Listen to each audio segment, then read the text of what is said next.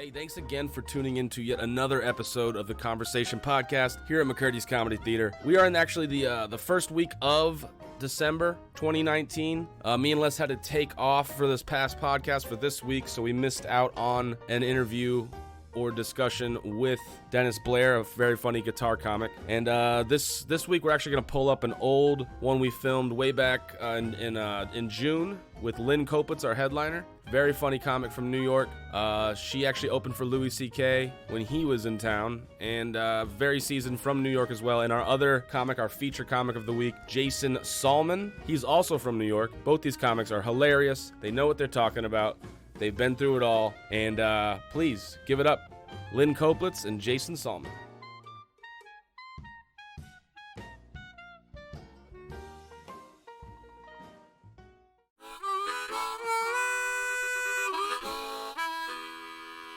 Welcome to the conversation. Are we on? We're on? Yeah, we're live. You can hear Justin yelling at us. It's Les Mccurdy. We're in the green room again here at Mccurdy's Comedy Theater, The Conversation. And once again, this is as close as we can to catching the natural conversations that comics have in the green room. It's not an interview, except we do have mics in front of their We face. do. I mean, We that, do. you know, Yeah. we do have that. But you're hearing the show in the background, and this is what's going to go on as through the show. And sitting across from me, Jason, and Jason's our feature act this week. And we were just saying before, I said, and I couldn't remember, is it Salmon or Salmon? It's Salmon. Salmon. Like Better Call Saul. Better Call Saul. That's Salmon. how I do it. Yeah. So that's Jason Salmon's voice right Yeah. there when you hear that. And is this your second or third time back? This is the second time. Second time yeah. back. Great, yeah. great. Well, I heard you had a great time last night. Yeah, it was fun. They were a fun crowd. Awesome. Yeah, Awesome. we had the bikers in the audience. Oh, did we So, really? Yeah. Oh, shit. So, Oh, yeah, man. my facial. Old bikers or young bikers? Oh, old bikers. Old facial bikers. hair to the floor. Oh, man. Bikers. I'm wondering if there's a couple that's been coming in for years, and they're from Green Bay. They're from Wisconsin. Really? And and both of them have had cancer. Yeah. They both beat cancer. They both beat a lot of things. They're I'm tough, sure they have. tough as nails. Yeah. You know, they're them kind of people that live in Green Bay and walk around Shirtless. in sub-zero weather, Yeah. shirtless, and give a shit. And they're great. They're great people. That's you know. great. All right, cool. Yeah, they were Cool. fun. They were a fun crowd. Nice. Had you met Lynn before at all? I had not. No, I knew of her. Like I remember seeing her when I first was like watching comedy. Mm-hmm. So yeah, Wow. yeah, it's been it's crazy. That's So weird. like she's been a part of my comedy tapestry. Right, It's right. not like I've like followed her specifically. She just Right. happened to be one of those comics that had a half hour or something. And it Right. was just one of the first things I saw. So Nice. it's funny. So yeah. That's nice. That's always. But a she's key. great. Yeah, I mean, Yeah. over the years, people come through New York all the time, and that's where I live. So, you see So everybody. you're in Manhattan. Uh-huh. Oh, yeah. okay. Mhm. And Lynn is too. She's Yeah, right yeah. Down, she's down in the village. Right, yeah. I know that because she does that bit about the rape me bit. Yeah. Has she done that one? I don't think she did that one. It's one of the last ballsiest bits. But when she does it at the cellar, she'll tell everybody where she lives. Yeah. And it's always like, I can't remember how it is.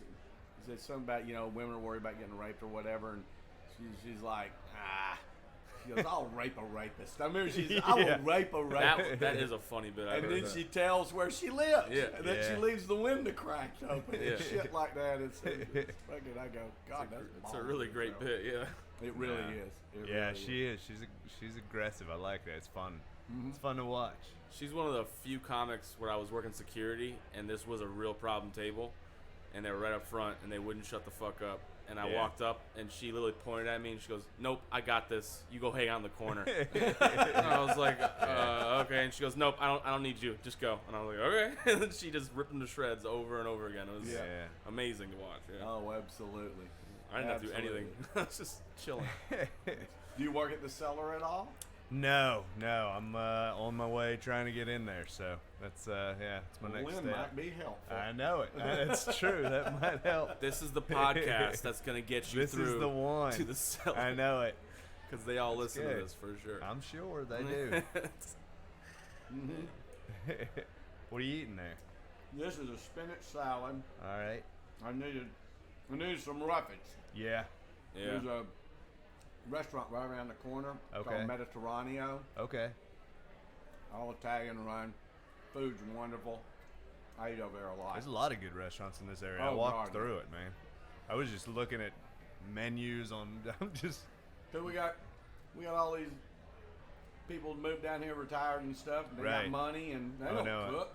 I know. I'm walking through down by the Whole Foods over there, and I'm just walking by, and I'm like, this is clearly a group of New York people who moved here. Yes. Because like their selections, this looks like Yeah. an Upper West Side street. Like a market. Absolutely. Yeah. Of just each restaurant. I'm like, there's your Mediterranean, there's your sushi, Right. there's your Italian, there's your Chinese. Absolutely. Yeah, No. everything. No, when you come down here with my accent, I'm the outsider. There you go. There's no doubt about All right, it. I'm right with you. You know, the old, you go far enough south, you move north. You get north, yeah, and, absolutely. But it is. It's like, you know, I remember when we first started booking the club, we first opened the club down here 32 years ago. Yeah. And we had started the comedy catch up in Chattanooga. Okay, We yeah. got it started, and then left, sold it to Michael Alfano, who owns it to this day. And so I tried to book some of those Southern comics Yeah, down here. yeah. And I mean, to people down here, I have a heavy Southern accent. Yeah. Yeah. To Tennessee people, I do not have a heavy Southern Yeah, that's accent. right. It's true. Cause you get these guys coming down her and they're talking like this right here, buddy. And these are the comics. Yeah. Well, I'll tell you what, I'll tell you there, right there.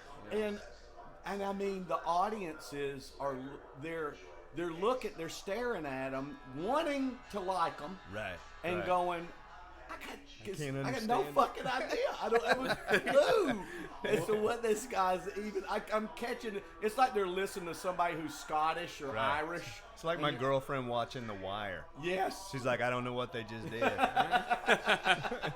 Just 1,000 I questions. know. Why did they kill him? Yeah. Why did they kill I him? don't know what they said. A lot of words. I didn't understand any of them.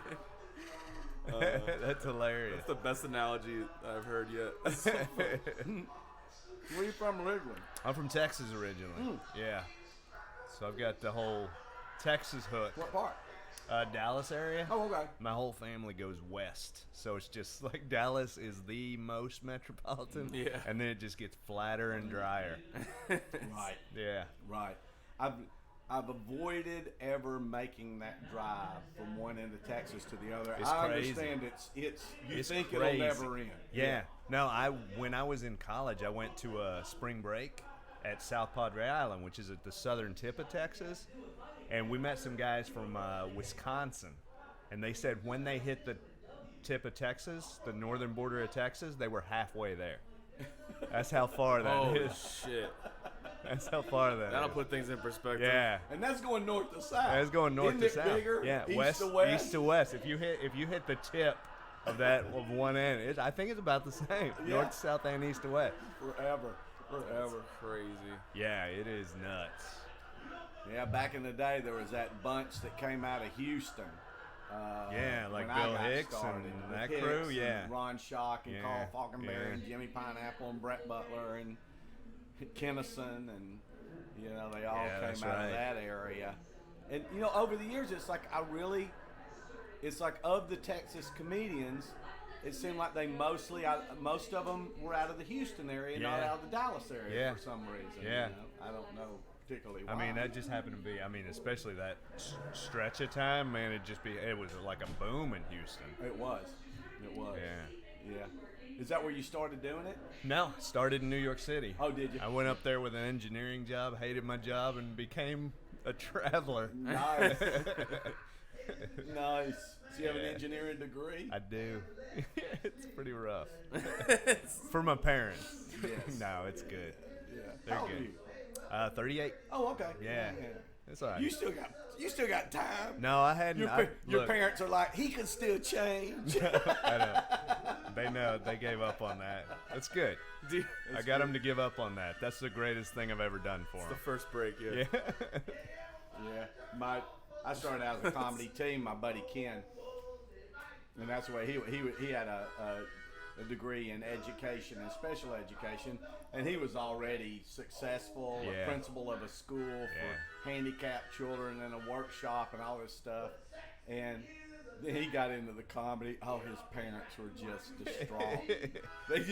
There was no way they could wrap this around their heads. You know? I got into acting first, and Me too. I told my parents that I quit my engineering job and got a job at an internet startup because I knew that they knew so little about technology that there would be no follow-up questions. And it worked too. They're like, "Oh, all right, well, That's good." exciting. That's it. Right. It was great. Oh I man. eased their transition. Yeah, I got it. I fluked.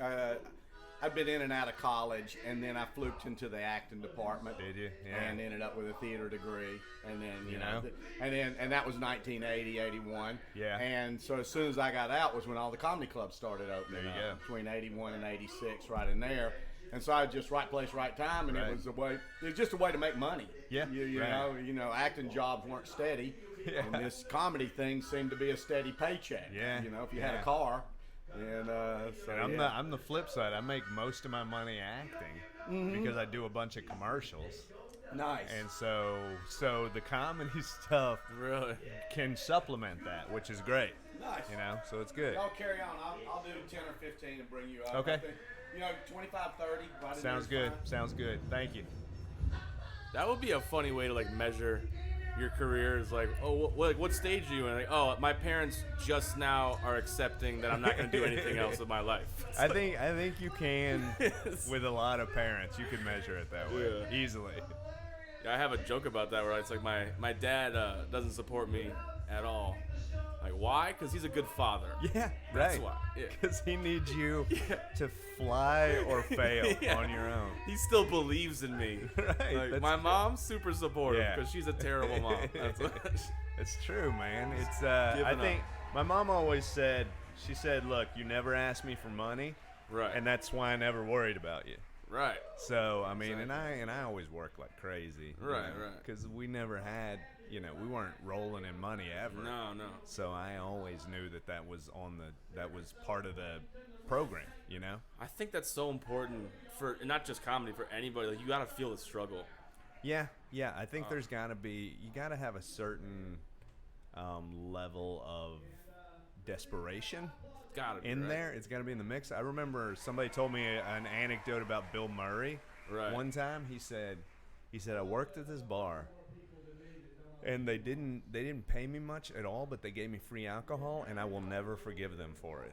Right. Because he said I got comfortable, and he said that is the worst thing you can do as an artist is to get comfortable, complacent. not in your art. Right. You know, Right. and it's true. There's Bill Murray right there. A picture of Bill Murray on the mirror. I was like, did I just invoke that, or is that a real thing? Did I summon him? You invoked Bill Murray. On the phone. I mean, I don't know the true level of my skills right now. You just can't say his name 3 times, otherwise. Well, he appeared in Posters, the mirror. yeah. I mean, that is. I mean, it's almost hack appearing in the mirror at this You point. can't even write that. Yeah. I mean, come on, That's Bill. funny. Yeah, you gotta have something. I think, otherwise, you're not gonna be pushed to. Yeah, I think no way.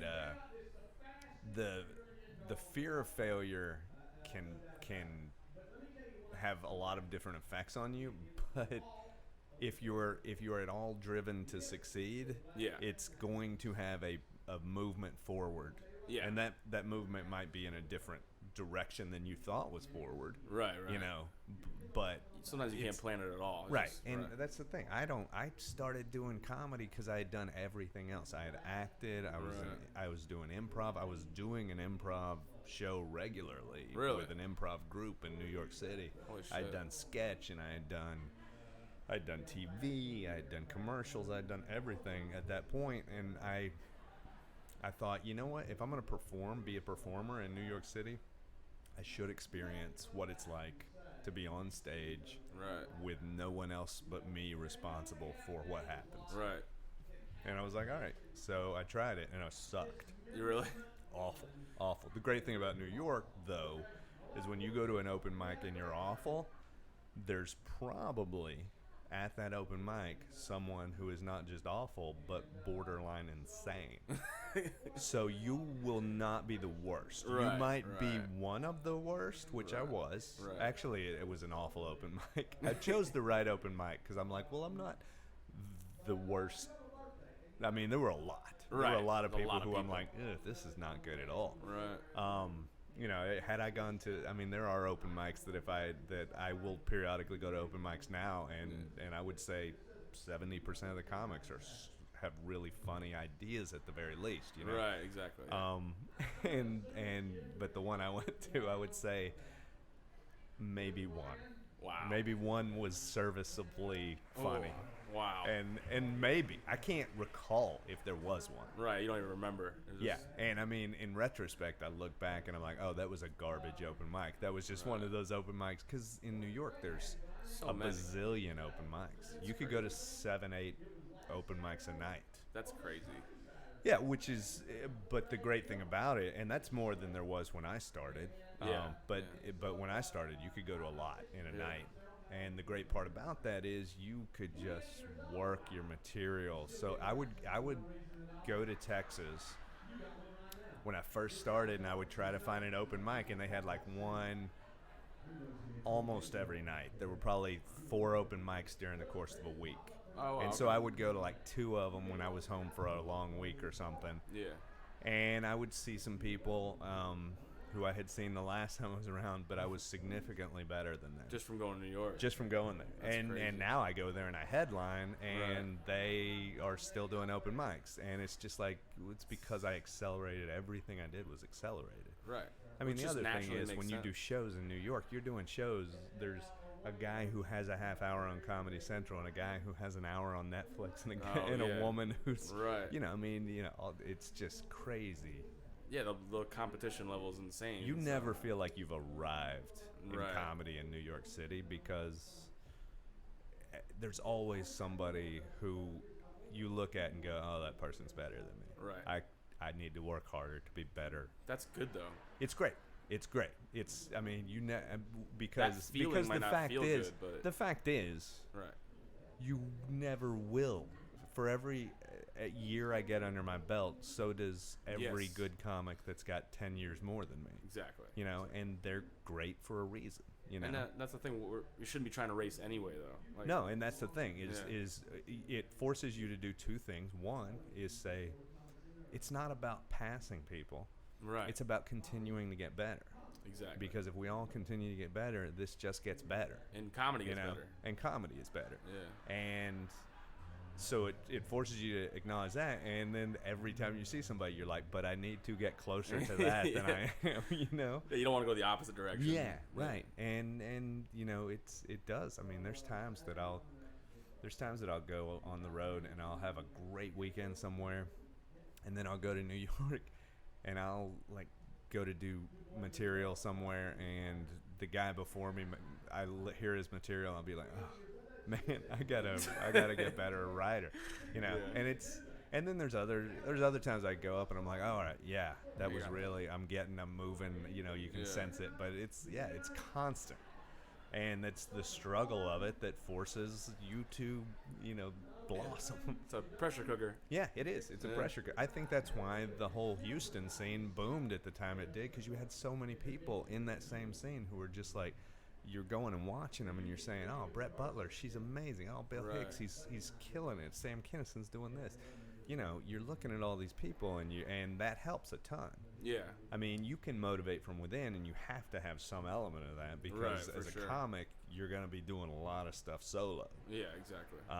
But at the same time, it doesn't hurt to have competition ever. And, you know, collaboration sometimes. That's also a fun thing that happens too. Collaboration, camaraderie, some level. Yeah, yeah.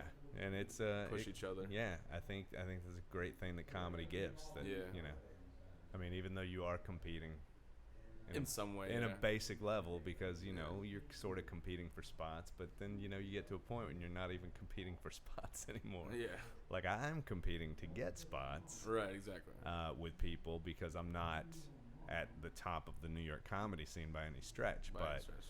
You know, there's people like Mark Normand and you know, Gary Goldman, who they get spots whenever they want to get spots. Just walk in. You know, they can do that. I mean, they have to get booked. You know, in New York, it's you know, you don't necessarily just walk in unless you still have to be famous. Right, exactly. Like famous to walk in. Like Chappelle. Yeah, Chappelle can walk in. Chris Rock can walk in. Right. Jerry Seinfeld. But they worked hard to get there. Right. Yeah, absolutely. Exactly. That's the good part. But yeah, it's a great scene. Yeah, the proving ground. That's why you just don't see that in Florida as much. It's so spread out. And it's hard to get hard. out. I mean, there's nothing in America that compares to it. It's the Mecca. I mean, I would put Chicago maybe and LA right behind it, and Chicago works in the same sort of way that it's a much more compressed, but LA is like spread way out. Yeah. So when people go to LA, it's a great place if you're doing well. Right. It sometimes can give you a lot of like false comfort when you're not doing well. New York gives you zero false comfort. Especially when it takes you 3 hours to drive 9 miles. Yeah. I mean, that's just and you also in LA, it's tougher to get to a bunch of different spots in a single night. Yeah. That doesn't make it, you know, that doesn't make it a bad spot once you get there. No. But it just like, you know, in New York, sometimes you'll do 5 spots in a night, and it's a great night of comedy, and you're working through material, and you're doing, you know, and you do all these spots, and you get a ton of work done, plus you get paid, plus you're doing what you love to do as a performer. And it's all like relatively set up for you too. It feels like the transportation. It's the infrastructure for travel through New York is great. Yeah, you know, exactly. you're rarely more than an hour away from the next spot, and oftentimes it's more, especially if it's in the main city. Sometimes I've done times where I've done spots on the same street, like you know, you have 3 spots on the same street, you know. See, that's awesome. And then sometimes you have multiple spots at the same club.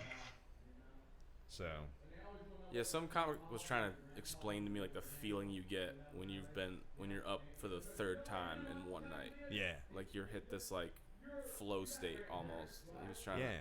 So I've only ever done it once, but it didn't really count. So I was hosting 2 shows, and I had to host an open mic. Yeah.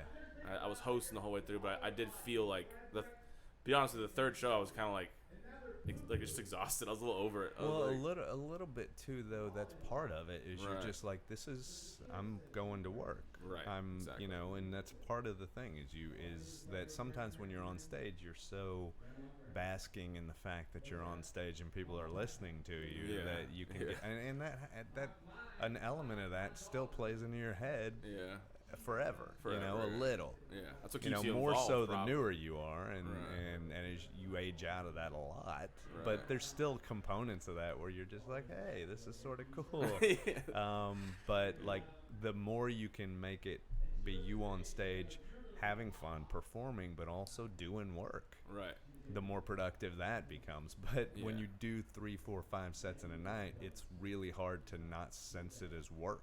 Right, exactly. By the 4th and 5th spot at the very least, doing no reps. matter. Because you are doing reps. Yeah.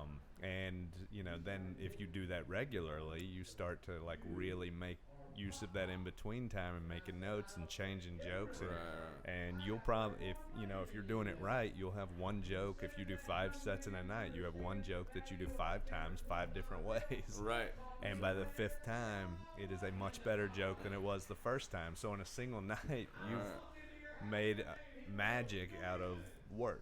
Right. You know? And that same like structure would take you a month to pull off in Florida. Like it would. Yeah, it really would. I mean, it just is. It's a focused, like intense practice. Right. You know, where it's just hard to get that if you're not doing that kind of reps. Yeah. It's not that you couldn't. It's just like it forces the intensity of it. Right. You know. It's just like you watch the maestros of music, and when they practice, they don't just sit there and Tweedledee and you know, play around like I would if I was on a guitar. And in full disclosure, I'm a terrible guitarist. But for the reasons you just cited, right? Like, yeah. But like when those guys practice, they can do more in 10 minutes than I could do if you gave me 2 hours. Right, exactly. As far as getting better, they can get that much better from where they are. Right, exactly. Which is crazy. Which is insane. Than I get from where I am, which has a huge ceiling. You know, yeah, exactly. Like I'm still in the bottom of a well somewhere as far as where I stand there. Right. Man, that's crazy though. Yeah. I had this idea that I was trying to do here, where it was like once a month. I was trying to get the club involved.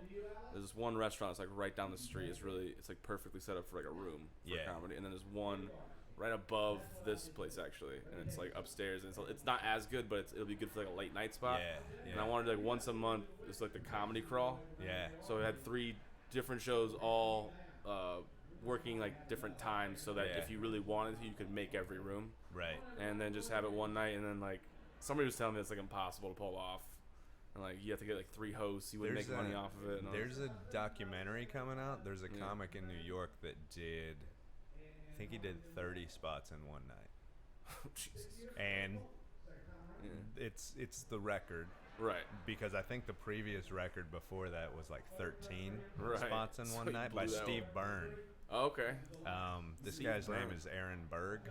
Okay. And so he like set it up where he like hit spots, did 30 spots in one night. That's crazy. And it was crazy. And he was just like going from place to place. That's exhausting. Remind me, I'll get the info for that. That's a great idea. They just did the trailer for it. I don't know when it's coming out, but it was a year or 2 ago.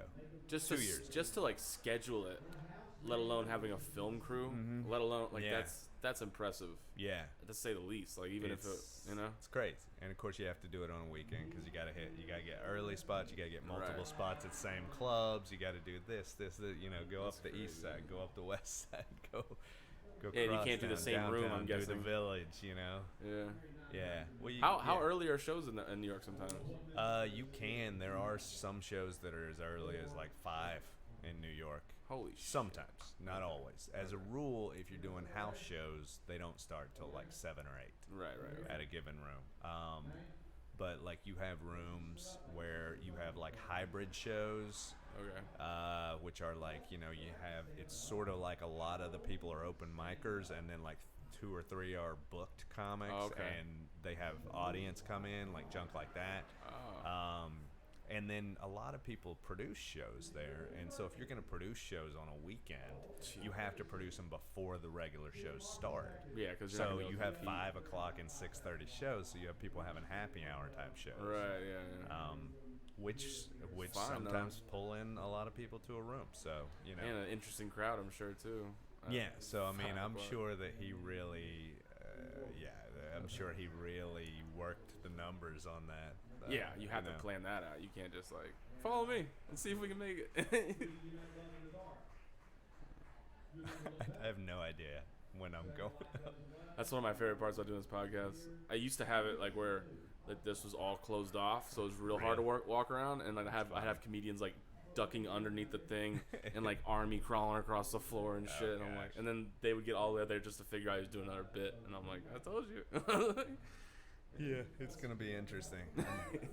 That's the weird thing about it is I've been doing comedy long enough that when I go to a club that I haven't been to in a while, like getting to the stage is like for the first night or 2 is always the most nerve-wracking part. Once I'm on the stage, it's like, okay, now it goes away a little bit. Right. You don't fuck up. Now I know how to work this, but the door, the chair, all those things. Yeah, because this is like one of the few clubs where you enter like from behind the stage. All right. I think you're ready. All right, man. Have a good set, man. Liz is coming back. Where's Lynn at? She just running a little bit late? She might be sitting in the back of the room. Nope, she's got her dog with her. Oh, okay. So she wouldn't be in the back of the room, I don't think. Service dog. Yep, it's her emotional support dog, Gertie. Gertie. Just because she sent me a text, and she said, because this whole podcast is her idea. Yeah, I know. And so she sent me a text. She goes, "Can my mom and Gertie be in the green room during the podcast?" I go, "Absolutely." Yeah. Talk to both of them. All right. We'll talk to both of them. Absolutely. So I don't know. I don't know where they are. Unpredictable. Good crowd. Yeah. All right. Well, we'll take a break. All right. Yeah, we'll go see what's going on over here. We'll be back. Yeah. We're back. We are back. Nobody knew we were gone. No. Not really. It's the power of editing. Lynn Koplitz is here. She's our headliner. She thought of this whole idea she has an emotional support dog. I'm not sure which emotion she's supporting. We don't know that yet. We can't wait to find out which emotion is being supported at this point in time. I'm gonna bet that this dog supports multiple emotions.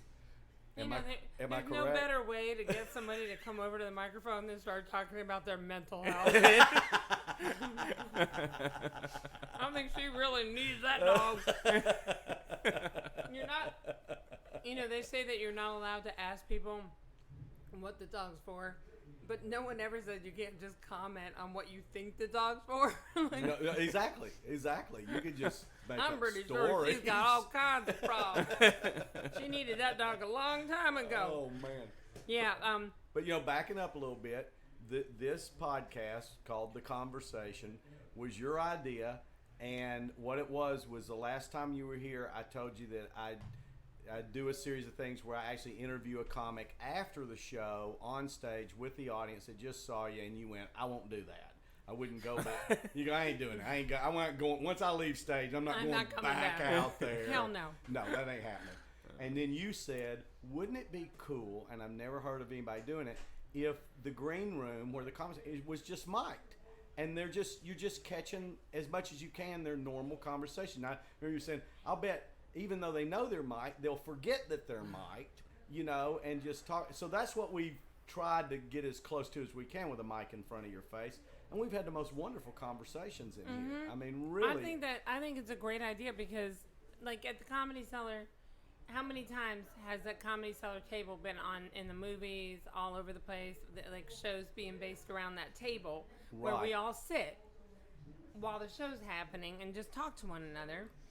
Because that's where the real grab happens, and there's something fun about getting everybody's different take on the audience and everybody's different take on, making fun of each other. Well, even too, what I've found in this green room over the years is a big chunk of what we talk about is not comedy. It's about whatever's going on in your life. Most of the time, yeah. Yeah, sure. yeah, exactly. Mine's usually about why I'm late. My poor mother's here too, and I know. She's 73 years old. There's nothing like having the headliner scream at you in the car. Lynette. She doesn't want to talk. She's nervous. Okay. Well, when you get on stage, we're going to put her on microphone and see what the day really was. She's only drinking Coke, so we're okay. Get all the stories. She's going to say she's playing her stupid video game. My mother said to me, I said, look, it's a design home game. It's like where you design fantasy rooms and stuff. Right. And my mother's like, I said, help me pick out a rug. And she goes, it's not real. And I don't understand why you even want to do this. I find it boring and banal or something like that. And I said, I have to go perform for an hour. It is mental rest. And then she didn't know what to say. She was like, yeah, you know what, all right. It's a form of meditation. Yeah, that's how I'm calming down. Nice. What was that, Sims or something there for a while? This is kind of like that.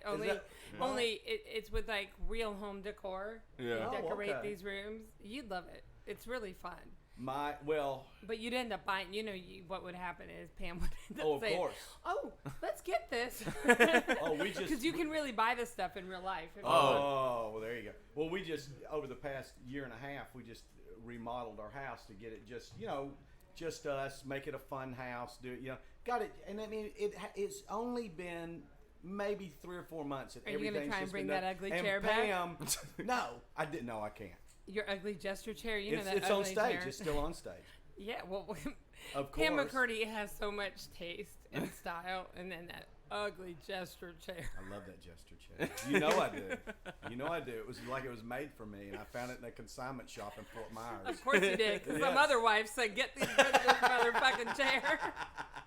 Some other wife already There threw are it out. wives all over southern, That son of a South bitch chair Florida. started in Minneapolis. Yes, that's Made right. its way to Fort Someone said Myers. it can go to your Florida house. That's exactly what happened. Oh man, Some dope in Indiana absolutely. said, "No, this is great because Richard Pryor was from here. Get rid of this fucking chair." That's right. Listen, HGTV, before so that like this game's like an HGTV. Yeah, you know, It's you could fun. do it while you were watching Yeah. HGTV. sure you could Absolutely. just feel like a big loser. Wait, this one question, my dog, because you already said my dog was here, right? Yeah. There's and not that I think this is true. I just want to make sure there's no rat poison or roach poison No. or anything she could eat. Okay. No, nothing that she can eat that would harm her that we know of. Okay, As that's far fine. as that goes, we've had. She's not the first animal to be back here. Or We've pee had on the our own. floor. She walked in and peed right on this place. She did. She marked her territory. She It sniffed was around. my green room. She sniffed around. She was like, "Don't worry, I'm not the first one." Friggin' John Lovett's dog was in here. Yeah. You're exactly right. You're exactly right, John. Lovett's Gallagher's- dog was in here. Gallagher's ferret or whatever that. It doesn't feel like he'd have a dog. Service it feels ferret, like he has yeah. some weird Some weasel of some kind. weasel. No, that's what's his name. Who? I don't even know his real name. Fletcher? Just a diamond. Oh, Screech. Screech Oh yeah. as a weasel. Who knows? It's been a Weasel, long time. rat, We weasel. had just. He does comedy? He does stand-up? I didn't know Oh that. yes, he has threatened many a club with his act. Yeah. We had him once years ago. Yeah. I think everybody tries Screech at some point. I in love time. to follow him on the road because I always end up with a bonus. Like, this club is always like, and we're gonna give you some more money every time. And I'm like, what's this for? Being you. 2 weeks ago, we had Pauly Shore for the very first time. And, you know, it's like, he called me. He just called the office one day. And Braun was like, she goes, sounds like him. Pauly Shore on the line wants to talk to you. It's like, okay.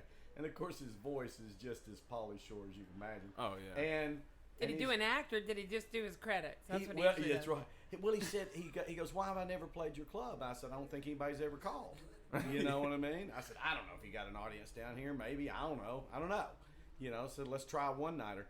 And he was like, yeah, I'm cool with that. He draws. And he sold out 2 shows. He draws. And I was out of town. I said, I'm not going to be here. And my staff was like, everything you don't accept. Couldn't have been sweeter. Everything was cool. I mean, like, He's a nobody nice had a person. bad word to say about Pauly Shore, you know. And, you know, if you like his act, you like his act, you know. I mean, it's an acquired taste. That some acts are, you know. But I am. Last night I saw some lady and I said, I know you're bored. I can see it on your face. She said, no. And I said, it's all right. It's still light out. So I'm just getting to know y'all. Calm the hell down. It was funny. man. But she was funny. She was just, you know, some people just have a puss. Yes. Yeah. Yeah, absolutely. And then they'll look at you and like, I'm happy. It's like, good God. It's like that old thing that you know is those audiences. Somebody I've heard this over and over. The people that sell a lot of merchandise after shows, and you'll get that crowd that's like, God, I might have had to work my ass off just to get anything out of this group. And then they sell more merchandise. Yeah. Right. After that show, and everybody's coming out and saying what a great time they had. And we Yeah. go, what the fuck happened? Do you know, I used to sell a lot of merch, and one time I was in Chicago, and I was trying to sell, like, Chicago, they'll buy anything. Like, that's what people don't know, is that we know places where they will buy. Like, Florida's pretty good. Yeah. But Florida, they have to like you. Chicago, they'll just buy anything. And I used to do a joke about lollipops, so we went to the dollar store, bought up all these lollipops, and put them on my headshot. That's back when I had a real professional. Now I'm just like, what? Just take a selfie. Just the smallest amount of enthusiasm about everything in my life. What do you need? Well, we'd like to audition you for a movie. Here. But anyway, so a guy went by me. I was just telling the story the other day, and Mom, I don't even think you've heard this. And he walked by and he looked at the headshot and the lollipop, and he goes, "I don't want your crap," and he just gave me a 20. For real? Yeah, like Oh, a like lollipop? he gave me 20 for nothing, like I was a panhandler. It's like, you need this more than I do, sort of thing. That's weird. What's up, kiddo? Good set. We just heard it. We just heard laughter. That's We good. we didn't hear any groans. We Yeah. didn't hear anybody. We didn't hear anything weird. That's good. And No, they were fun. and Lynn said she very much enjoyed your show last night. Yeah, we had a good time. It's good. It's good. Excellent. Excellent. I forgot to ask you about the light. What is the? Oh, Was it a 5-minute light? it generally is. Okay. Yeah. So all right. He generally gives you a 5-minute light. He'll give you whatever light you want. Yeah, you know what? I didn't. Yeah. It's funny because I came in and. And the clock that's up Right. there, he turns it red Right. when there's 5 minutes left. Oh, is that what he does? Yeah, Okay. he'll throw it I red. saw it go red, and I'm like, oh man. Yeah, Because I thought I saw him light, and I thought, well, I'm right around like the 3.5, 4, and then I saw it go red, and I go, yeah, I went fine. God, I know. what have I done? I know. You know. I didn't mean to shock you out of the. No. You were good. Yeah. You were good. Yeah. You know, I mean, you got 25 to 30 from me, so you know you're fine. And the clock's up there. I mean, I love having that I know, it's- countdown. You know, It's one kind of of those- clock. It's one of those wild things. Yeah, I didn't notice it until I think I was 5 minutes in, or Last 5 night? minutes away, like 5 minutes away from him lighting me. Oh, okay. When I first saw it, I'm like, what? Has this been here the whole time? Oh, last And I was night. just yeah. Oh, he's supposed to tell you it's up there. He No, must it's have funny forgot. because it was just one of those things where I was talking to him about some other stuff, Right. And we got that's the problem with being a comic. Is Yeah. sometimes you'll get off on this tangent and you'll never come back. Exactly. And that happens Exactly. with a business transaction type thing, like it was like last night would have been. Yes. Would have helped me to know a lot of things. But I'm like, Oh well. I've been living my life basking in my own ignorance for years. Why not? Why not throw a couple more nights onto that? It is bliss. It is bliss. quite bliss. Oh man. How you doing, Gertie? Gertie She can walked hear. right in, peed on the floor. Did she? Yep, marked her territory. I get it. She's good. She's good. Don't tell Les, but that's how I came in last night. Everybody does it, I That's, guess. you know, that's what Just you a- gotta Yeah, do. apparently. I mean, dogs and See? comics, there ain't a whole lot of. Come here, kiddo.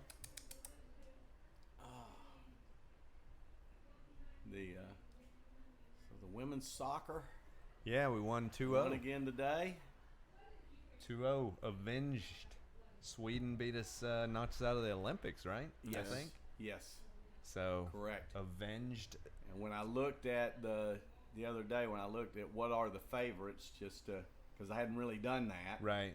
and Sweden was like 10th or Were they? something like that. They Who's, were well down. like, I know France, France Germany. was 2, Okay. Germany 3, Britain. England and Canada are in Okay. the top. Japan has to be 6 up or there, so. right? Japan's in the top. Maybe falls in there in the top 12 Okay. somewhere. Netherlands in there. Okay. Spain I think is in there All right. in that group. This is supposed to be, out of every World Cup, Women's World Cup played, this is supposed to be by far the best Talent. the best talent Wow. across the board. Awesome. It's awesome. been there. Well, I think it's cool what the ladies are doing, putting that class action suit out Yeah, there right yeah. before, and It's making it Yeah. happen. well, and I know you might have read it. I didn't realize that. The from what I understand, the number one thing they're focused on is their coach's salary, Really? I Yes. didn't know that. because of course the money that they make is big. Yeah. And I thought women's tennis went through that several years Yeah. ago. Yeah. Remember, because they were getting all the ratings, not the men, Yeah. and there for several years, and the money was totally Way off. way off, and Yeah. they got it pretty equalized. Okay. And one of the few sports I think that have. Yeah. And so I know that they're trying to do that, and they're trying to make a point for women all across the boards. But the woman's coach, if I have this right, has coached their team for several years and has won a World Cup. Okay. So she's been a coach with the women that won a World Cup, and her salary right now is about $350,000 a year. Oh wow! Now the last 4 men's coaches who have not taken the team even to the quarterfinals have been over $1 million a year. All 4 of them, you know. And you're going, that is glaring. I mean, that's really glaring. The most difficult part of men's versus women's is looking at the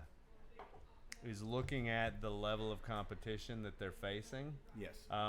That's the most difficult part because it's a different thing. But I think monetarily, from what I heard, they're bringing in to the coffers of the U.S. soccer. Yes. They're bringing in the pretty close to the same amount of money. Oh, absolutely. Maybe more. More. I think they are bringing in more. But I when I saw that number, I'm like, well, you can't argue with that no matter what. I mean, yes. I mean, in the sense of, I mean, you totally get it when you go women's golf, men's golf.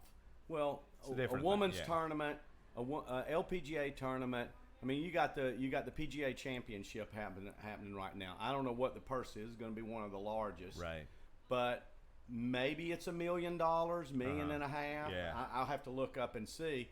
And I mean, that's a bullshit tournament for the men. Right. I mean, $10 million could be the winner. You know, or $5 million. That's a tournament named after a subpar car. Yeah, you know, it's the Ford Pinto Classic. Exactly. So, but legitimately, they don't get the ratings, and they can't sell the commercial time for the same amount of money. It's not apples and apples. Right. It's not even thing. close. Yeah. And I know that there's a certain amount of people that feel like, hey, you know, you should take a certain amount of the money that's produced on the men's side and filter it over to the women's side. Yeah. So the Title IX. Not whether it's equal, but at least to where it's a little closer. Like they do with the NBA, WNBA. They do that with that. Gotcha. The WNBA is a subsidiary of the NBA. So Gotcha. It benefits a lot from the NBA. Got I don't know that it would be in existence without the NBA. Yeah, I don't think it would be. Yeah. No. Because it certainly wouldn't have gotten through the tough times. I think it may be doing better now, but I don't know how much. Yeah. Always that. This is just a way to name a WNBA team. Well, Seattle Sparks, New York Liberty. All right, I mean, I can name a lot. For this I mean, but that's good because I couldn't name. There's an exception, I guess. I mean, because I can't name all the NBA teams. Yeah, Jason is the exception. Actually, it's the Seattle Sound LA Sparks. That's what it is. See, I got it wrong. So the first one I named. No, it's weird because my cousin played on the Texas Tech national championship team that had Cheryl Swoops on. Oh yeah, I remember that. And my cousin was a starting point guard on that team. Wow. And so I sort of have this weird connection for years now with women's basketball at a high level because Cheryl Swoops was insane during that tournament. She would just throw the ball. I mean, sometimes it just looked like she was just tossing it, and it would go in all the time. And she would put up 50 points regularly in games in that tournament. So it's one of those things when you watch somebody do something at such a high level, you know. And she was an anomaly. I mean, it wasn't. It wasn't. You didn't have UConn at that point in time. I don't think wasn't quite there. Tennessee, maybe. Tennessee, University of Texas, maybe. But like still, like it was moving to that point. I think the level it's at now, much better.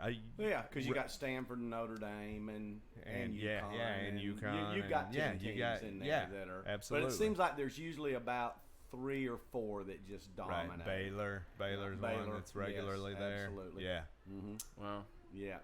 So it's becoming. I mean, now in the women's game, if somebody dunks, it's not a story.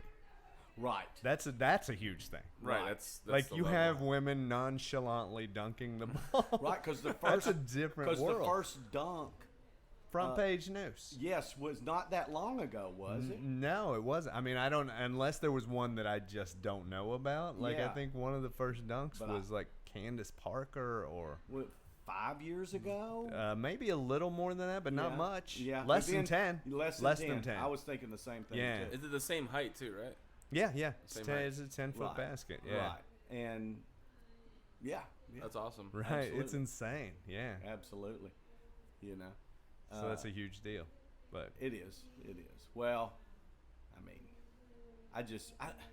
the whole idea that a woman is working some kind of job out there, that a man's working the same exact job in the same company, and he's getting paid substantially more than her. Yeah. I don't even know how the hell can you, as an owner, can you even do that? well, It's you know what Is gets that- justified? Is and that a thing though? it is.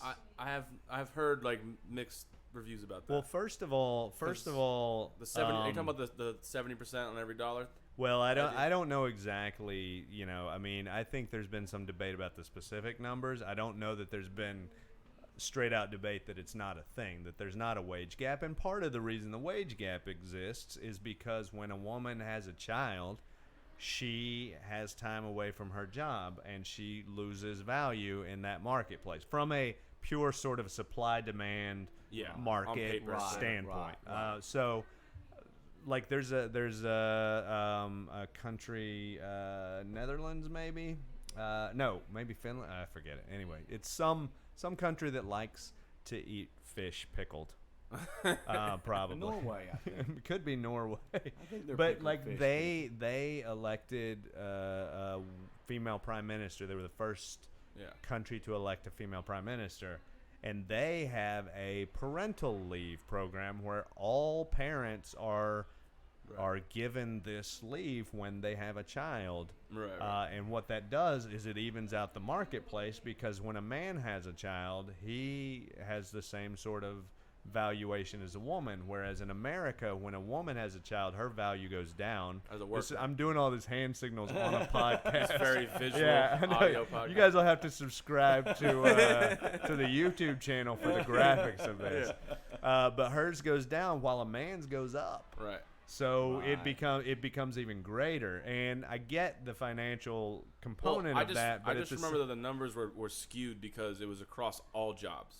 It was Yeah. across all careers. It wasn't. They weren't specifically saying. Yeah, well, I mean, Two factory workers working next to each other at the same exact job title are one's a woman, one's a man. The woman's making 70% less, or But that is 30 cents less, and that was like that was delivered in a speech. It was completely off. It was just off. It didn't make any sense. Yeah, but there have been studies that have taken numbers, and I don't know where It's the across exact. all. Yeah, And a lot of it has to do with like job selection, career choices. It's like yes, across all careers and jobs, they make substantially less. but money. it's weird. Like, you look at jobs that are specifically not different. Like that are high profile jobs, like acting. Okay. You look at two actors in the same movie, both of them are stars, both of them are draws. Yeah. And almost guaranteed the male actor is making far more than the female actor. Probably, yeah. There was the big reshoot, because there was some sort of Me Too something that happened. It was Kevin Spacey was in that one movie. Oh. And they had to show, reshoot right. his scenes with it was All the Money in the World, I think was the name of the movie. Okay. And they had to reshoot his scenes with Christopher Plummer.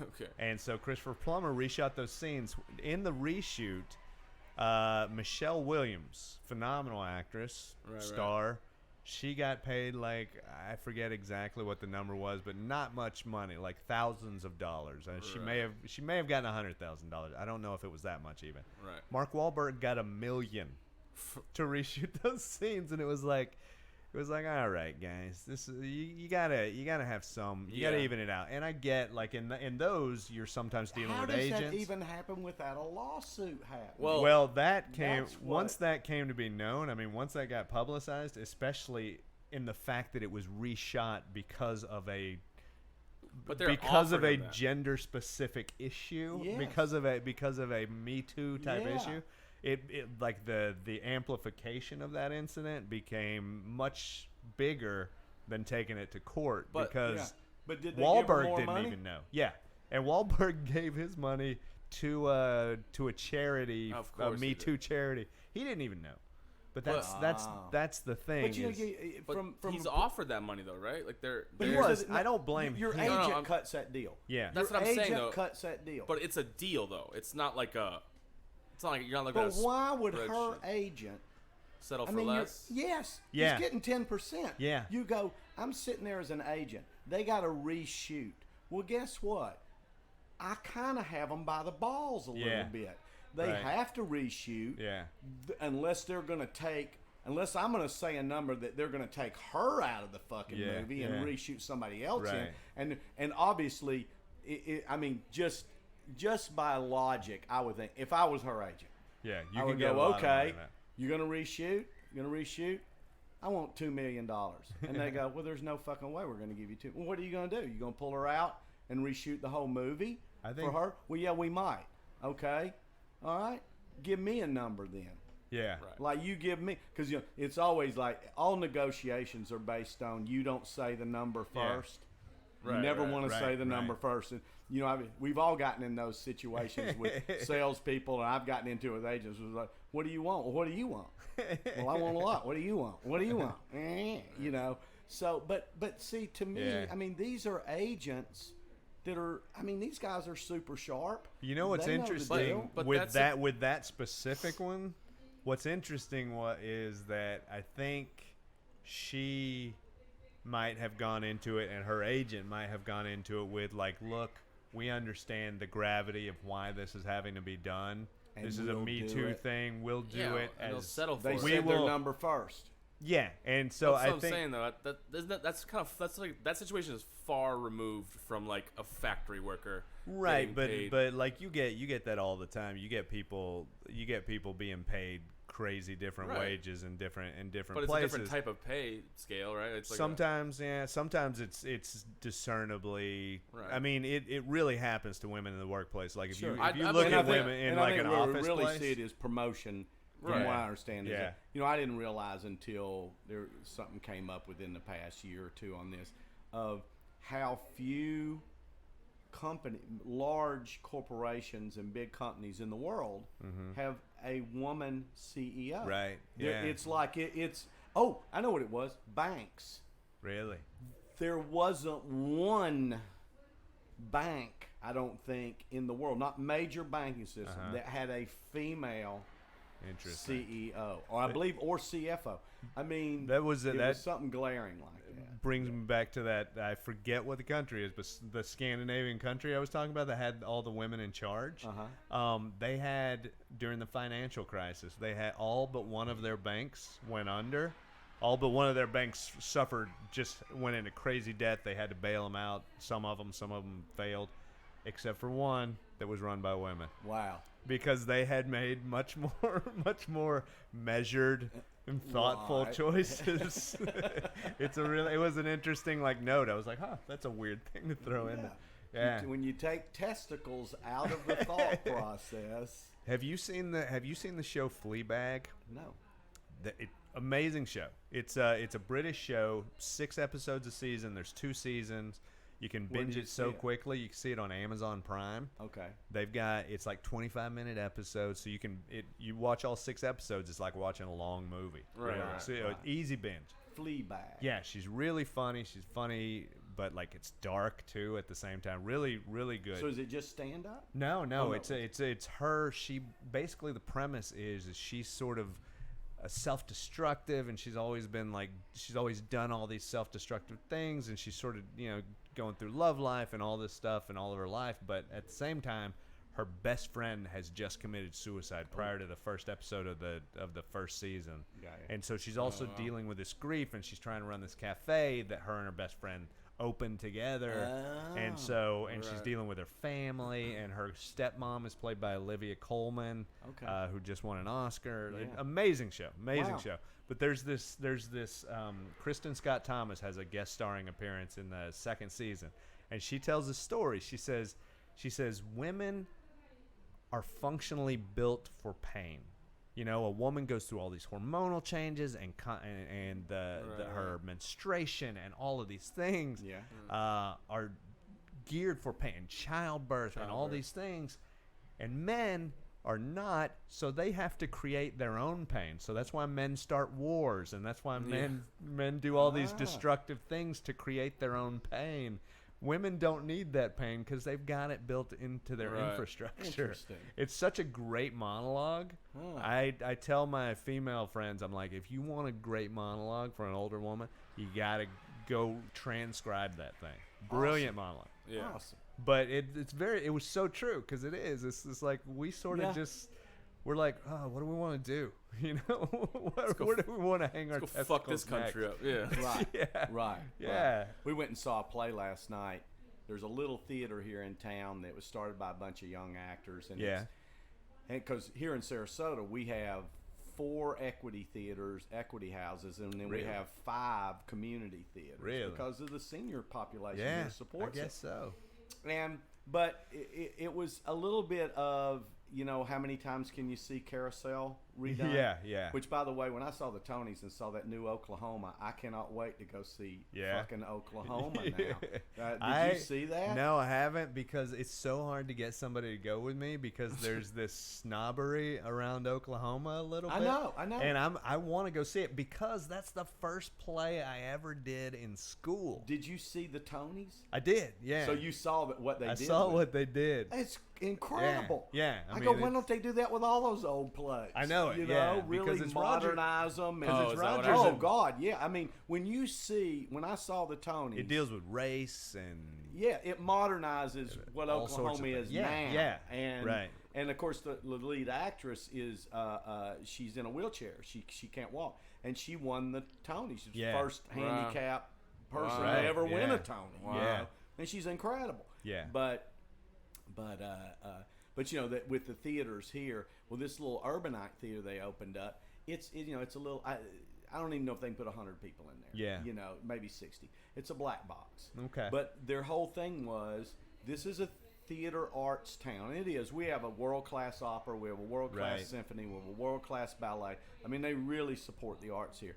So they said, we're only going to do really provocative stuff. Interesting. Something that the stuff none of these other theaters will get near for the most part. All right. You know, Break the mold a little bit. exactly, and see if there's an audience. Well, they sell out everything they do. They totally. And we saw one last night that was a play that was basically a professor in a college and a student. The student's a black girl. Professor is an older white woman, who you find out later is a lesbian. Okay. So it becomes a culture argument and fight, you know, between the two of them on you don't get me and I don't get you and you don't get it and you need to be doing something different, and no, you don't get it as a young person. You got to play the game to get leveraged into a place so you can make changes. Changes don't just happen because you want them to happen.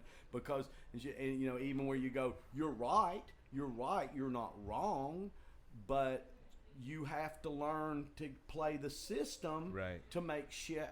Right. And the young girl's kind of like, I'm tired of that shit. Yeah. We've been trying to do that for 400 years. It ain't fucking working. Right. You know what I mean? Yeah. And that sort of thing. What was the name of it? Remember? Noise is Off. Noise is Off? No. I think Noise is Off is a farce. Is a famous play. That's a famous farce. That is the opposite tonally to what you just described. Let me get the name. The Sound of Noise. The Noise of Sound. I don't know. Because what's weird is it sounds like something that I have either seen or, I mean, that's you may have in New York. There's so many plays that are these intellectual conversations. Really? Yes, and it's between a lot of that. Yeah. Okay, let's see. They are niceties. Niceties. Okay, I haven't seen it. No. Okay. Is what it's called, and so you know when you were talking about the fact that just that sort of thing where she was talking about that men that they're paying men have to create Yeah, their pain. yeah. You know, and they dealt with a little of that last night. That's too. interesting. Yeah. Yeah. I read this book years ago. My mom was I don't know if she's still licensed for it, but she was a family counselor, and she recommended this book because I do a lot of writing, and I'd write plays and scripts and stuff.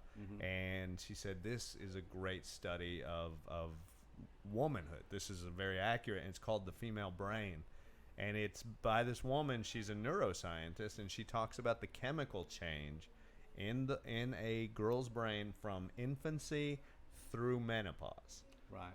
Every change they go through, infancy, toddler, teenager, and all the different chemical changes that happen, and it's just like you're reading that and you're like, I can never look at a woman and not feel like she is having to work with so much more. Something than that I I understand through dealing with some things with mental illness is that, and this can happen with young men and women because we all go through hormonal changes. Right. But more so with women, there are several mental disorders that are stronger with women than they are with men. But they don't show up until most women. They don't show up until maybe late teens at the earliest, but usually it's your 20s before you can diagnose it. Now, that doesn't mean it wasn't always there. Right. But the problem is they're going through so many hormonal changes, it's hard for any therapist, even a trained therapist, to go, that's a mental disorder. Right, to pinpoint that. It's just a change that they're going, a natural change they're going through. So lots of times young girls can have mental disorders, and it can happen with guys too. Right. But it's a lot easier when it's like, well, he's scared to get up because of what's going on right now, and he can't control it. That's why he doesn't want to stand up from his desk. Right. Know. But that's like the only real tough thing we deal with. Right. When you talk about the war thing, and I know I'm obsessed with this, and I've started working on it as a bit, and I've played with it on stage. I've done a few things with. I wanted to figure out how much of the world was violent, because it came from a thing that I saw that was based on the fact that because of the way the news is now, because there's so much news, and because news needs drama to drive ratings, to drive ad sales. So there's a belief that things are a lot worse than they are because of that. And there's this guy that was in some interview that was talking about the world is safer than it's ever been. The world is healthier than it's ever been. The world, and he goes through all this stuff and and how we're heading in a pretty good direction. But you wouldn't know that by looking at what's out there. So I got curious I wonder, is there a number on how much of the world's violent? I mean, is there a number? Is there a study somewhere? Yeah. So I got looking around, and I finally found a couple of things, offshoots from going to the UN's website and Amnesty International and stuff. I found that, I think it was Science News or something, that had some numbers that I based this on. But then I just recently found this one I think it's called data.com, and it's out of Oxford University in England, and it's based on the fact that they wanted to put out real hard data that's just statistics that show what things really are, so that people could get easy access to it. And when it comes down to violence, if you look at death, this was 2016 deaths. Most are disease and famine, 80 million, whatever. That's most. The next line item was car accidents. Interesting. That's 1.5 million. The next line item is suicide, 1 million. The next line item roughly is murder, homicide, 500,000. Is this worldwide? Worldwide. Okay. The next line item is war. 250,000. Yeah. Okay. Now, out of the 250,000 war deaths, less than 10% of that had anything to do with what we would call terrorism. Yeah. Out of homicide, the largest percentage of homicides are committed by someone you know. Yeah. Someone close to you. Right.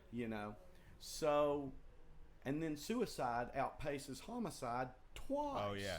Twice. So there's a lot of fodder Right. there. But what really got to me was I go, if we look at war and homicide and go, there is 750,000 people. Right. And so I said, let's parody that into for every death, there's a killer. Yeah. And that's not true. There's less killers than there are deaths. Right. But say there's a killer for every death.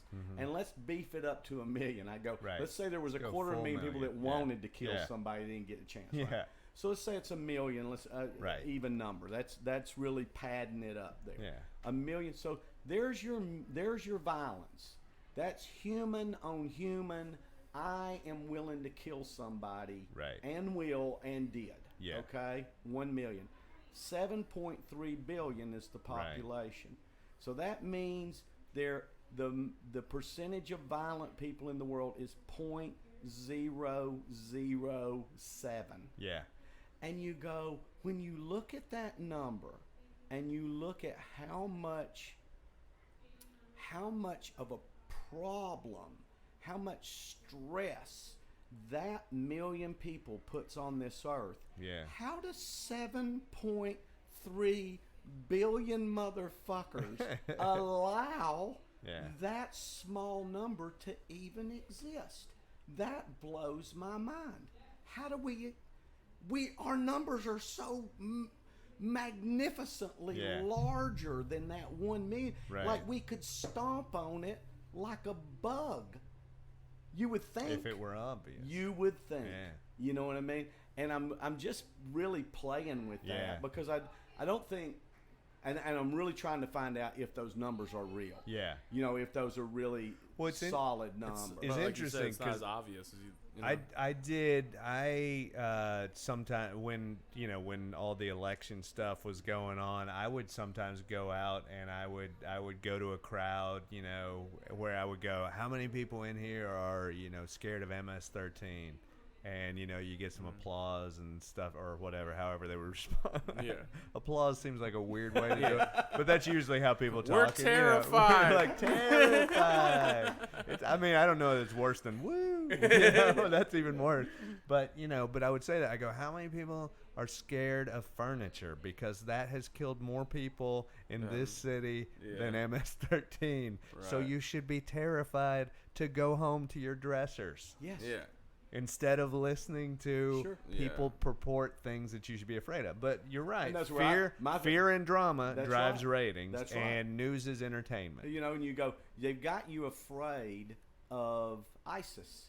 Right. Your fear is Iris. Right. Driving the Yeah. SUV Yeah. on her cell phone. Absolutely. That's the most dangerous thing in your Absolutely. life. Who's the most likely person to kill you? You. Yeah.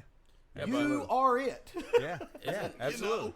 That's the biggest danger about guns is Yes, you. Is you. The biggest danger about violence and Is accidental death is you. You. Yeah. And But- and they have us. The fear is so misplaced. Yeah. And it's being used, obviously, Right. for some financial reasons. Absolutely. And that was the other thing. And I got to find out if this is correct. But I looked up. I said, as you follow the money trail, so you go, okay, all right. You look at the benefits? violence thing. You go, who's making the guns? Who's making the bullets? Right. Who's making the bombs? Who's making them? Yeah. Well, from what I found was in just one basic Google search was that the top 7 weapons producers in the world are in America. The next 3 are in England, France, and Italy. Interesting. None in Asia, none in Russia, Interesting. none in the Really? Middle East. What about Samsung? Not in your top 10. Isn't Samsung like a massive weapon producer? Are they? I don't know. Yeah, they don't just make TVs and cell phones. They have major Yeah, contracts. but if he's only listing 10, then I would Yeah. say that that wouldn't shock me. Boeing, because Raytheon and Right. Boeing and stuff Yeah. like that. There's a lot of people who produce a lot of weaponry here. Yeah, there was NPR today. There was an interview about the Iran thing, Right. And the idea of us moving to war with Iran, Right. and that already there was stock speculations. Oh, yeah.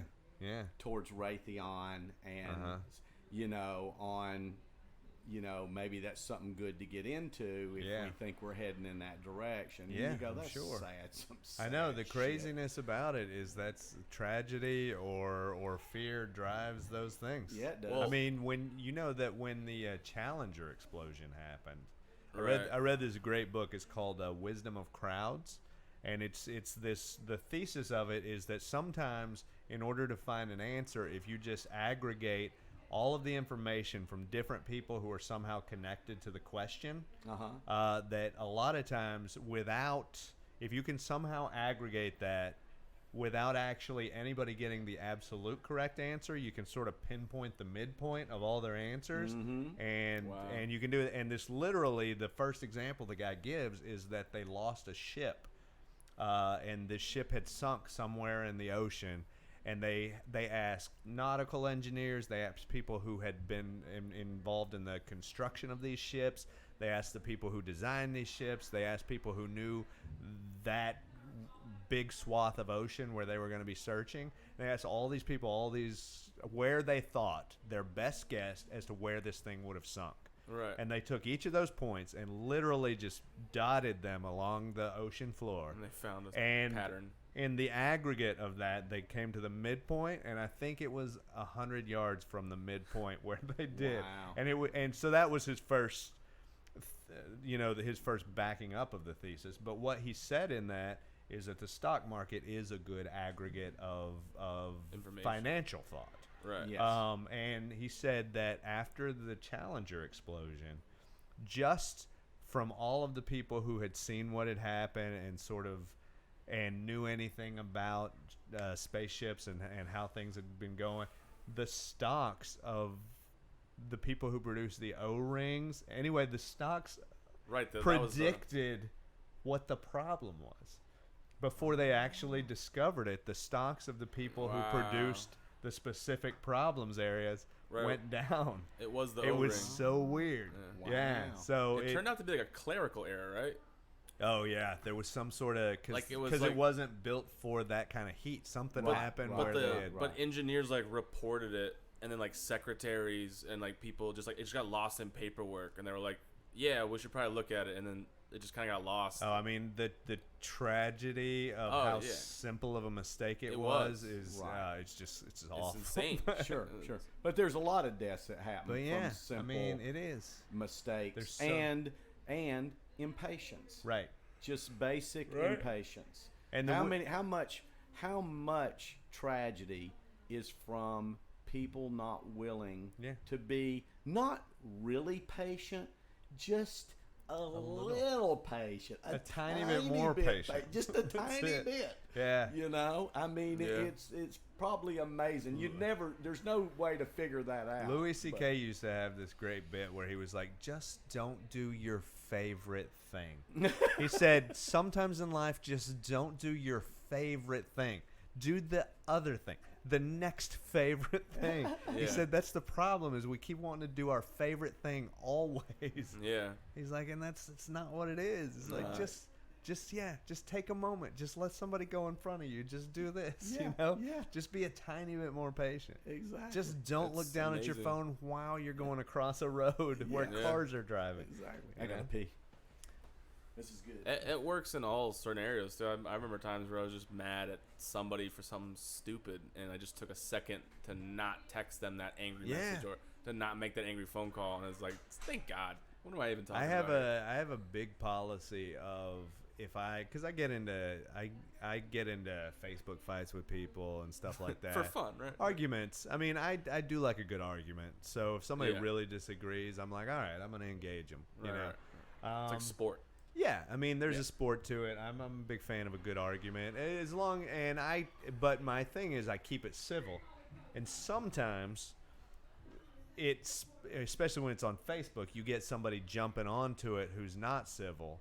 So more often than not. Yeah. And so when that happens, my initial reaction is, and I do keep it civil, but my initial reaction is to say something just out of an emotional state, and more often than not, when that is the driver of it, it's less accurate. Right. No, so, for sure. So what And oftentimes misplaced, like and you sort of are being, douchey, and so Right. I will always write out my answer on a document somewhere, interesting. and then I will cut So you and paste can't. it. So you can't actually just like impulsively hit send. Yeah, well, my problem is I'm afraid I'll accidentally hit. Send, just hit. right. Just Post hit or something. Yeah. Yeah. Especially when I'm doing it on a computer or something where like all I have to hit is return and it'll send it. Well, there's this this moment that happened just among like us here. I remember staff members were like they were arguing at the bar, right? Yeah. And one was 100% correct in their anger and their frustration, and this person was not at all correct. Like the argument, this person 100% had every right to argue against this person, but then this person got frustrated, grabbed a glass and threw it in the middle of the street, and then was just like, "Fuck this," and walked away. And I was like, "Well, you lost." Unfortunately, I know it. Yeah, because anybody, no matter what it is, anybody who's watching that has no context like, as that's to what unreasonable. that person's unreasonable. Yeah. You just lost, and like this person just won, even though was 100% incorrect in their assumptions and all that shit. Well, the interesting thing that I've found is that there's been this really irritating political trend of demonizing the opposite. I'm working on a joke right now where it's like, when somebody disagrees with you, just don't use the word agenda. Because if you pretend somebody's got an agenda instead of that they want the same things you do, but they want it a different way, you're suddenly making them into this large-scale perpetrator of destruction. Yeah, like you're putting so much on them. Don't say that the other side has. Just assume, because I will tell you this: 99 times out of 100, the person who has the agenda is the person saying the word agenda. Right. The person I'm talking about the person giving you that word in the first place, which tends to be pundits or politicians. Exactly. This group has an agenda. This group has an agenda.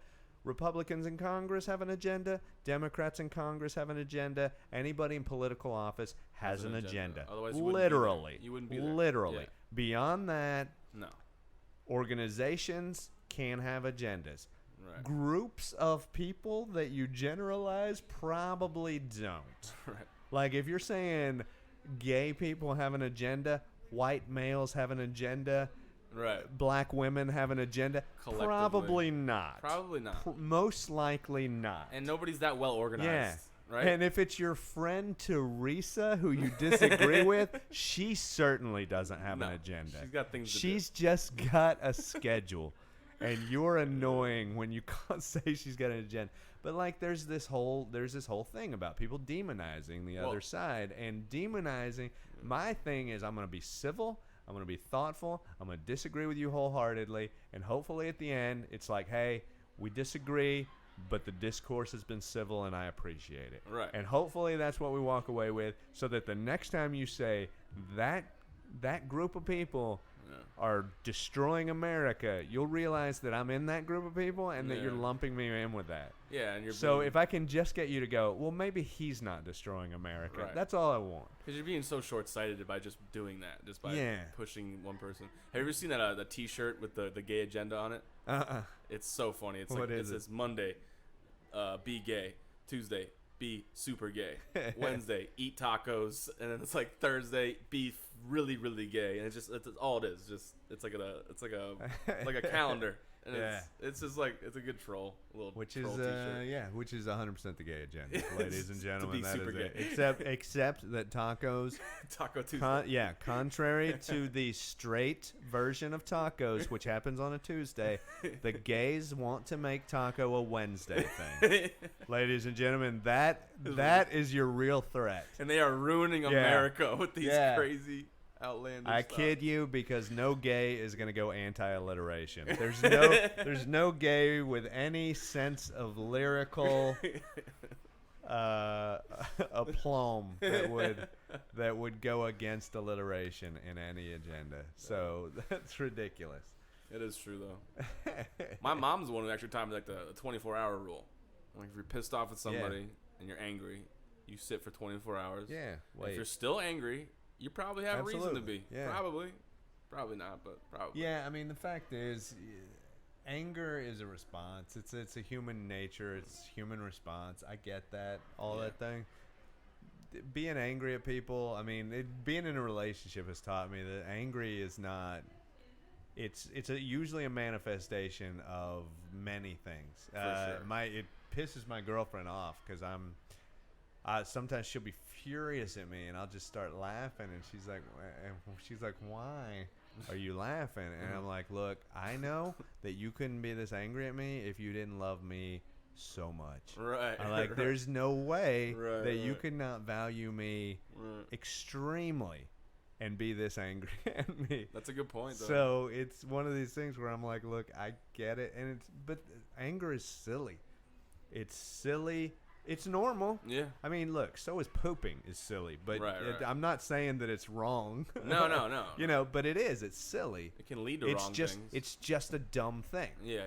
It's a dumb thing that we do as humans. We get angry, we get sad, we get happy. All of these things are dumb things that we do as humans. They're not things that we control. They're things that we can have some sort of say over the gravity of them and the nature of them, how big it gets and how out of control it gets. But anger, or I mean, emotion. Yeah, emotion is it's just part of who we are. So it feels like the more and more you try to control them too, it just bites you in the ass. I think the main thing that you got to do is like, I don't know, I'm an extreme optimist, so I tend to not really hang on to anger a lot. I mean, I get irritated at people, but that's why I like a good argument, because to me it's like a verbal fist fight. It's like you get it out of your system, and then you move on. You know, I mean, the difficulty with a verbal argument is in that fist fight, somebody could go, I just hit you hard, and then walk off, and you're like, you never touched me. Yeah, exactly. And they're like, nope, I won. And you're like, all right, well, I guess that's how that works. This is not how a real argument goes. Yeah, because you can't get blasted in the face and knocked down and be like, I still won that fight. Right, yeah, I mean, that's a real hard thing to do. And even if you do that, the other person still has this sort of gratification, if not just outright some serious delusional behavior. Yeah, delusion plays a bigger part in the verbal fights, but yeah, it is. I think deep down though, we all know when we've been defeated. You know, like I don't. It's weird. Might not want to admit it, but yeah, I think we all know. It's weird with verbal stuff, especially when it comes to political stuff. Nah, nobody knows. It's just I feel like there's a I think you should be self-aware. The more self-aware you are, the more you'll learn, the more, because I think both sides, the extremes of both sides go too far. But like there's even more moderate of both sides that goes too far sometimes, I think. And like not moderate. I think generally speaking, if you could be moderately I think it's impossible that any one ideology has all the correct answers. That would be absurd. Yeah, that would just mean half of America is an idiot, and the other half of America has all the right answers. But that's how it's kind of played out though. Like, I know. Well, that's how if you both listen to sides, Bill Maher, you would assume in his brain 100%. Although weirdly enough, he is so misogynistic that he is definitely not on the good side, not on the progressive side of women's issues. No, it doesn't seem like it. Except for like being completely against like Middle Eastern cultures. Like he's very he's Islamophobic. He's very he's religiphobic. It's more than just Islam. For sure. I mean, Islam is the world's most violent religion of the current times. But to be honest with you, I mean, I grew up religious. I still I don't know that I would consider myself straight out religious, but I still believe in God. But I look at all that and I'm like, religion's just a medium. It's just a medium for people to get power and money. I say if you take power and money off the table, Islam is not violent anymore. No. Neither, because you don't have these people up above going, I'm gonna get money by either creating an enemy or destroying an enemy. Right, exactly. In which case, but by the same token, the Crusades don't happen if it wasn't for power and money. That business plan's been around forever. Yeah, I mean, pretty crazy. Hating religion because it's bad is like not wanting government because politics is bad. It's like it's just a medium for people to be bad. You just he's a little harsh on religion. Oh yeah, he has very distinct views. You're an idiot if you believe in anything. Oh yeah, like that. yeah. But I know. I mean, look, I live in New York City, and believe me, I get the you're an idiot if you believe in anything religious all the time. And I don't blame people because we're all trying to figure it out. I mean, anybody. One of the jokes I have in my religious material is I say that anybody who tells you they know what happens when you die is either lying or a zombie. And if they are, you need to be real careful. Yeah, because you don't want to kill somebody who's just lying. Yeah, that's gonna get you in a lot of trouble. Yeah, killing a zombie. I feel like you could probably get through that trial, but don't just. Well, I thought he was a zombie. No, he was just a liar. What is wrong with you? Lying piece of He's shit. just a liar with a bad complexion. He's not a zombie. He just walks with a limp. Just walks with a limp. Yeah, I was about to say that. No, that's true. I approach from the very obscure standpoint of I don't know if I care enough. Yeah. Like, it's not that I don't even know if I believe in anything. I just don't know if I care. I was raised Catholic, and I just didn't care. Yeah. Like, there was no, like, oh, Mikey doesn't believe in... No, I was like, I don't know if I care enough to believe in it. I don't know. Like, I mean, you do have to make a choice to believe in something. And the weird thing is that life is complex enough that I can't fault somebody for going, I think that's BS, I don't even I know if can't fault know. somebody for saying that. Yeah, of course. And so I certainly can't fault you for going, I don't care. I don't know if I care. Like, that's look, to me, weirdly enough, and I also joke about this, but weirdly enough, being religious is way easier than being atheist, because I feel like atheist, you need to have footnotes.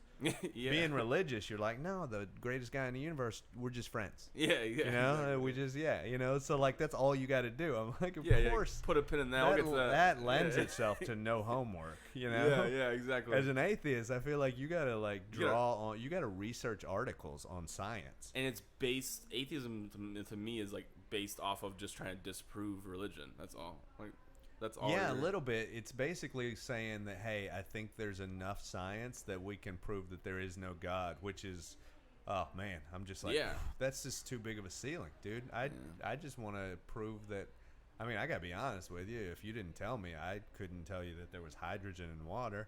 Exactly. I mean, if somebody hadn't told, I just accepted that. I don't know if that's true. That's how. It's it doesn't seem true the way water tastes, but I don't know how hydrogen should taste. There's a lot of that though. Like, have you ever heard Nate Bargatze's bit about that? I was about to say, when I was saying genius. That, I thought about Bargatze. Like, are they 300 million years old, or are you just making up a number knowing I can't check that map?